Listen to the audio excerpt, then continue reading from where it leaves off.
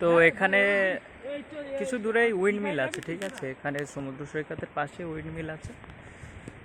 আমি যদি দেখানোর চেষ্টা করি তাহলে অনেকটা দূরে, আমাকে আর একটু কাছে যেতে হবে, তাহলে এটা ভালোভাবে বোঝা যাবে। কিন্তু সমুদ্র সৈকতটা এখান থেকে অনেকটাই ভালো স্পষ্ট বোঝা যাচ্ছে ঢেউগুলো।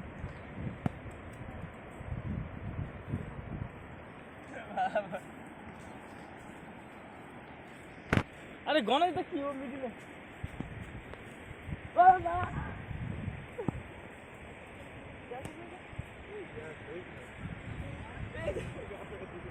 প্রচণ্ড ঢেউ। অ্যাকচুয়ালি সমুদ্র সৈকতের তো এটাই বৈশিষ্ট্য না, ঢেউয়ের যে একটা তীব্রতা, যে উগ্র রূপ, সেটা দেখতে পাওয়া যায় শুধুমাত্র সমুদ্র সৈকতে। অবশ্যই এরকম সমুদ্র সৈকত আমাদের আরও একটি আছে, যেটা দীঘা নামে পরিচিত, ঠিক আছে, দীঘা সমুদ্র সৈকত।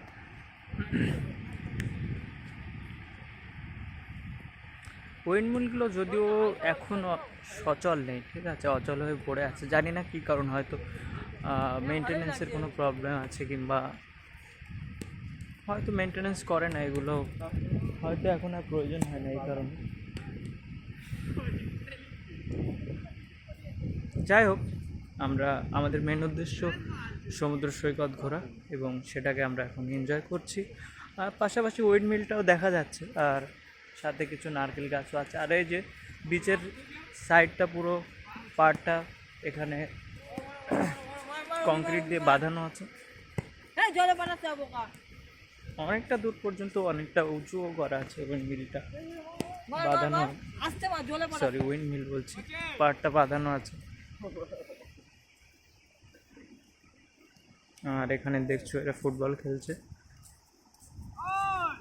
দে are playing football in here. Wow,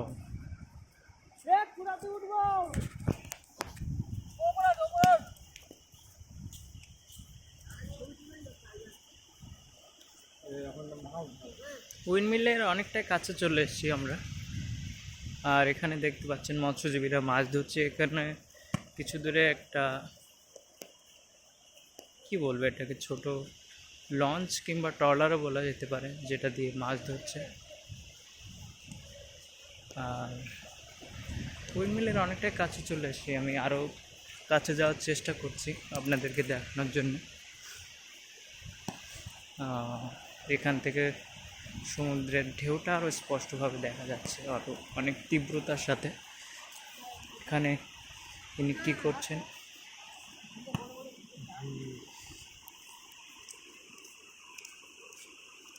কি চারা মাছ, চারা,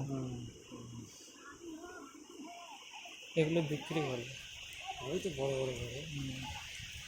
যাই হোক, ও ওখানে ওখানে একটা দ্বীপ আছে না সৌরভ, ওই যে দেখা যাচ্ছে একটা দ্বীপ, হয়তো ক্যামেরায় সেটা দেখা যাবে না, অনেকটা দূরে।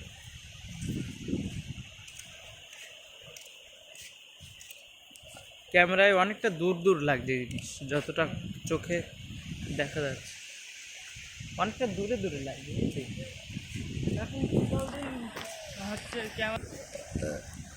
এই যে আসল ঢেউ,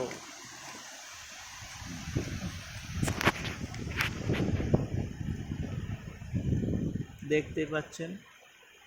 অবশ্য ক্যামেরা অতটা ভালো দেখা যাচ্ছে না, একটু মানে কী বলবো, একটু কমই লাগছে, কিন্তু চোখে দেখলে এটা অনেকটাই একটু বেশি তীব্র দেখা যাচ্ছে। যাই হোক,